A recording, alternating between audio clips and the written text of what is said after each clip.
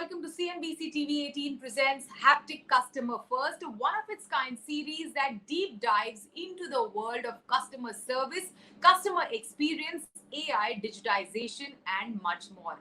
I'm Shivani Gharat, and joining me today is Dhruv Dhanraj Bahl, who is the COO at BharatPe. Dhruv, welcome to the show.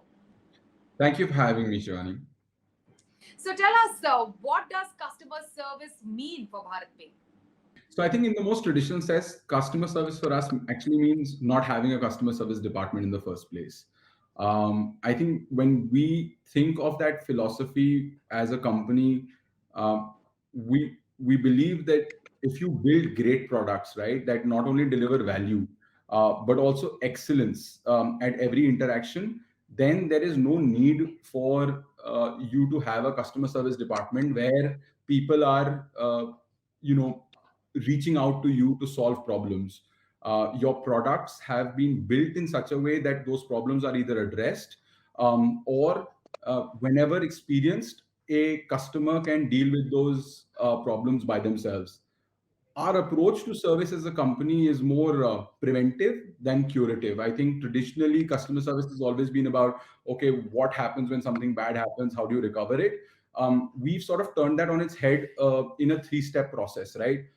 Our first and foremost goal is to actually build better products, which leads to a reduced ask of customer care.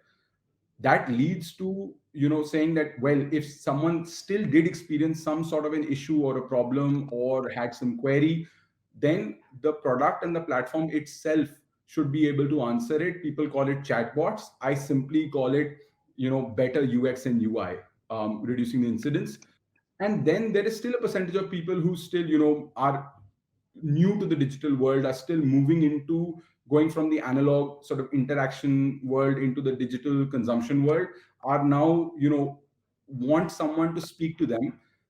At that point in time, the idea is to basically enable your last mile agents and your employees to be able to give the right answer extremely fast and in, the sort of the best way possible to the customer, so that the customer's need is addressed at that point in time. So I think for us, building that stack has been very important. But at the same point in time, our focus as a company lies on reducing the need to give this service and letting it completely be self-serve and enabling the customers to have that power in their own hands to service themselves. Okay. Having said that, how has your tech stack evolved, considering the acceptance of digital payments has really gone up since the Yeah. pandemic? So I think first and foremost, the challenge that we've actually faced is how are we, dealing with all the various channels that open up. So some people prefer to call, some people prefer to write an email, some people prefer to just say hi on a WhatsApp and say I have a problem. Some people prefer to raise the issue from your app. So I think the first thing that we've actually done is some people use social media. So what we've done is we've built a platform which, allows us to take all of that information and actually align any interaction towards one merchant ID, so that we know what our merchant or our customer is facing at any point in time. And even if they reached out to us from multiple channels, we actually have a history of their interaction or their need or any sort of adverse experience that they've had with the platform in one place. So that's the first step we've taken. We've taken that a step further by actually building what we call the parametrically triggered system within our platform, within our app. So what it does is it basically takes, let's say, Shivani, and says, okay, what kind of a customer are you? So let's say you were a customer for my lending vertical. Um, are you someone who has applied for a loan but not got it yet? Are you someone who's got their loan but it hasn't reached their bank account yet? Are you someone who was repaying a loan and having issues to repay the loan? Are you someone who wants to foreclose your loan? So the system predicts what persona are you, and then identifies what potentially could be going wrong with you. You could have issue A, B, or C, and based on some data parameter, assigns a higher probability to the issue that you must be experiencing, so that whenever you do reach out, whether it is through the chatbot or whether it is calling the call center. Either time, the individual who is, well, either the system or the individual who's interacting with you knows exactly what's the first most probable answer to give you, and that usually we've seen 80 to 90% of the time solves the problem at hand. So the system that we've built internally has been a cross section between an omni-channel platform, use a high use of chatbots, but also data science, and using that data science to build a prediction algorithm. Dhruv, having said that, can you also share with us what is the interplay between psychology and technology in this entire equation? Because when it comes to matters of money, there is a lot of customer anxiety as well. So I think emotion is everything, especially when it deals with money, right? So we are in the money flow. We help merchants collect payments using our QR and POS machines. At this point in time, there are 7.5 million merchants doing that.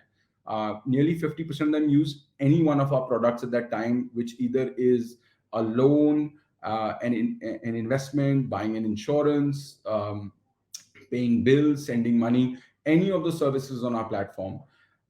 Around that time, I think when you're managing people's money, trust is huge. As you yourself said, the anxiety when something goes wrong with your money, or something that you don't understand happens, is something that is, people get a little high strung. At that point in time, I think the three things that really work for us around that time is, if we get the right information at the right time and in the right format, allows us to make better decisions and reduce our anxiety.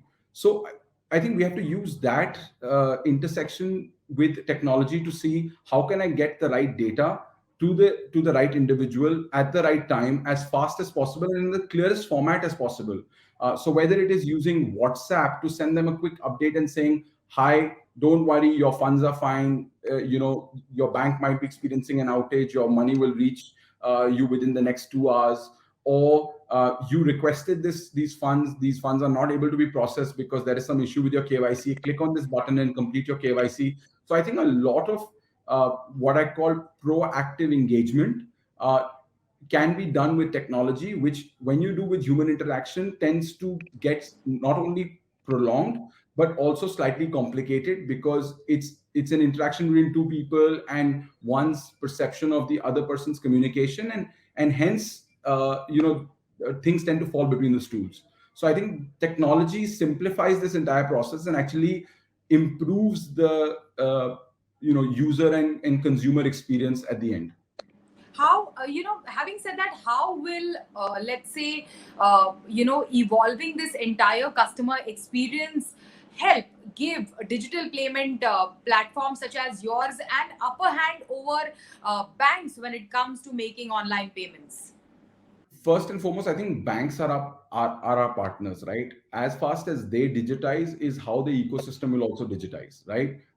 So I think a lot. I would actually, as a platform, as a payments platform, actually give a lot of credit to banks for pushing the digital envelope in the last couple of years, right? Both large and small banks alike.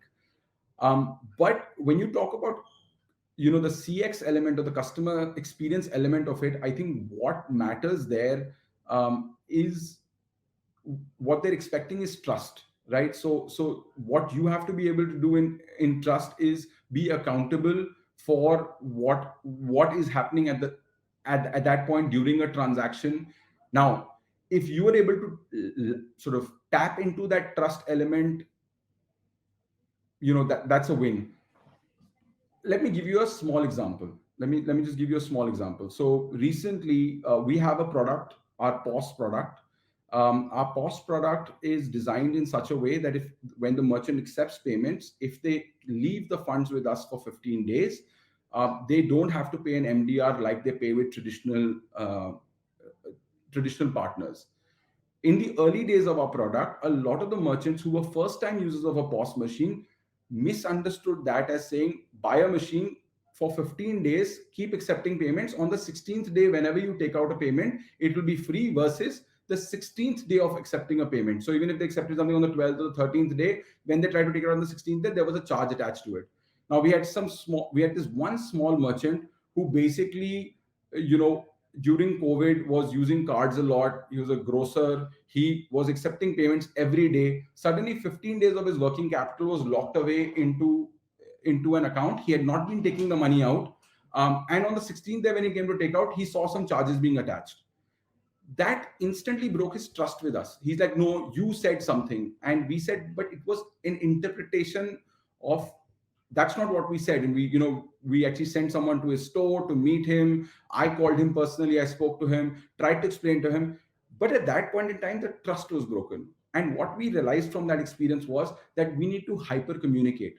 So one of the big things, one of the big differentiators is that how you educate your merchants, how you communicate with your customers, how you constantly keep them updated using technology, and whether it is your push notifications in your app, whether it is SMSs, whether it is outbound automated calls, or it is WhatsApp messages, or even videos educating them, like about saying, oh, you're going through this. This is actually why it's happening.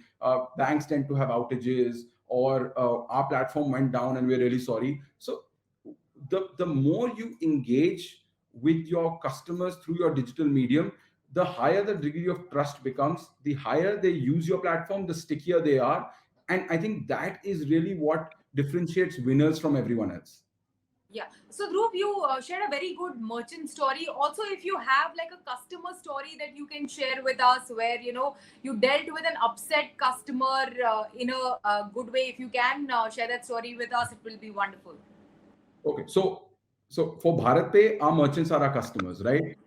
So people think because we talk merchants, we are a B2B platform. We are actually B2C. We've just managed to identify a group of people who we fundamentally believe are, while well banked, underserved, whether it is with regards to financial services. So to give you I can give you another example of similarly a merchant, but who's a customer, right? So there is someone who traditionally was not getting approved for loans, and started using our platform, and then got it. How our platform works is that, unlike traditional players, when what you have to do is you have to go show your papers and get a loan approved, and it's based on what assets you own or the amount of money you have in the bank. Our underwriting is what we call velocity based underwriting, where we basically give people offers based on the kind of business that they do. So they might actually have accepted 100 rupees and spend 100 rupees to buy goods for the next day. We will give them credit for the quality of their business and the velocity of their business, rather than the amount of money at the end of the day lying in their bank account. Now, someone like that, we actually ended up creating an offer for, we create offer for millions of merchants like that. One of the merchants who took an offer wanted to grow his business during COVID. He was a chemist, wanted to grow his business multifold because the demand had increased. And he wrote back to us saying, I have a loan, but I want to repay this loan so that I can try for a bigger value loan, because you give your repeat customers a better loan at a better rate. Would that happen? And our agent said, yes, sir, you can go ahead and repay the loan and it'll happen. Now the guy, scrounged together money, paid the whatever the amount of the loan was back, and came to the app. And suddenly at that point in time, we had constricted our lending partners, because we're not lenders, we're a platform that allows other people to lend on our platform, constricted the underwriting. Suddenly the guy was not getting even the amount that he had originally had in his bank account. And he became extremely irate. He's like, no, you told me I should give the money back and I would be able to get it. What we realized was, these are the kind of merchants who are extremely sticky with us. But now again, coming back to the point of trust, his trust is broken. He has put stuff together because BharatPe told him, give the money back, we'll make sure that there's a better offer on the table because your business is good, everything is good. And overnight, one algorithm point changed, and suddenly his whole expectation changed. We weren't able to meet his expectations. Now, how do you recover a customer like that? I can't go and change a rule that's applicable to thousands of merchants for one customer, right? How do you then go and recover that customer? How do you rebuild that trust? How do you get that person's business back? While we did a lot of things, one of the simple things was we again got him a loan issued for the same amount. The person's business grew. We continuously monitored offline, and this is a place where technology maybe was limited at that point in time. To how do we monitor a merchant? So someone in our team actually monitored this guy's account the minute our partner said, yes, we're going to relax the underwriting rules a little bit, we're going to make it more inclusive, we're going to give better offers, we immediately contacted him and said, okay, now you repay the loan and we'll get you a better loan, or we got you what's called a top up loan. So not always is technology solving the problem. At some points in time, there are humans who step in and manage those emotions, and more often than not, I think I spend the day just saying I'm sorry and listening to merchants and their problems, because in the end everything works out. But what they want is someone to listen to them, and I think that's the traditional world of what I call the concierge based service, where you might have gone through a bad experience, there's nothing that can be done, everything is fine now, but you just want someone to listen to you. Yeah. So I think that is something also that we have built, right? We've built a great team of people who feel for the merchant. This entire team's focus is only on solving, these escalations and these edge cases, learning from them, and then figuring out how we can prevent them from happening again in the system. This team of 7-8 individuals, they don't have anything else to do as a day job. This is what they do all day long. So every day they deal with irate customers, upset customers. Some are rational, some are irrational, some are logical, some are illogical. But we use each of these as the data point to learn and improve our product offerings, our platform, our processes based on that. Okay, I will hold on to one of your points that you said, that, emotion plays a huge role in customer experience. Can you elaborate more on that, and how much of this entire customer service and customer experience, in spite of the role of technology, revolves around emotions?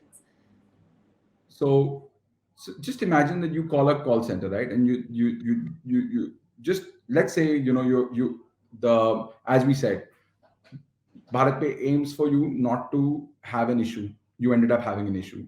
We expect our chatbots or our platform to solve that. The platform failed, you wasn't able to do it. So you picked up the phone and you call a customer care agent. And it's something like you had put money in what we call our investment account, where people earn 12%. And it's similar to an investment product, but without a lock-in. So you can remove money whenever you want. Now you remove the money for some emergency or some need, and due to some bank failure, the money never hit your account. Now you're following up saying, "Ye paisa kab aayega?" And you're very anxious. So you pick up the phone and you have this cheery person saying, "Namaskar, BharatPe, main aapki kaise seva kar sakta hu?" And at that point in time, the only thing you want to do is, "Where's my money?" And the person's like trying to placate you and trying to explain it to you in a very even keel. Sometimes we've seen people actually get irritated by jolly and cheery agents, right? So one of the things that we do is we actually do an EQ training with our agents, right, with our partners, where we actually tell them that it's okay to sound a little morose. It's okay to empathize with the customer when they're calling, right? So it's not just all about hello, BharatPe, how can I help you? Don't worry, sir, everything will be fine. No matter how much you say everything will be fine, that person's still going to go through that anxiety. Rather than saying it will be fine, actually, or saying, "Oh, I understand what you're going through," actually, your tone and your tenor and your behavior should show urgency, it should show care, it should show compassion, which some of these statements that are traditionally taught in service industry don't actually do that. What I've learned over my 15-year career is that this is actually the worst statement to make, right? So we've taught our agents not to say that. We've actually taught them to say, "Oh, okay, sir, let's figure out the problem that you're experiencing. Okay, so this happened, then this happened, then this happened. Okay, I understand. So this is your issue. This is what should be happening. Okay, I understand." Rather than saying, "Oh, don't worry." The minute you say "don't worry," the guys are like, "Who are you to decide not to worry, yeah?" So I think emotional intelligence is extremely important when you're talking about service, when you're talking about, and that's absent from technology. So how we bring emotional intelligence even into technology is the way our chatbot speaks, or the language that we write in our chatbot. So we never use words like "don't worry," or "we're sorry for your troubles," or "we're sorry for your problem." None of those help. A simple statement like "we regret the inconvenience" is enough for the person to say, "Okay, you're empathetic to my problem. Now tell me what the issue is, and tell me when you'll solve it." The answer matters more than sort of the the sort of luxury packing of how it's given.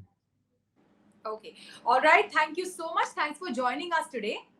Thank you so much. It was a pleasure being here. That was Dhruv Dhanraj Bell sharing with us what kind of role does trust, constant engagement with the consumer, and also emotional intelligence plays in customer service and customer experience. Thank you all for watching. CNBC TV 18 presents Haptic Customer First. Goodbye.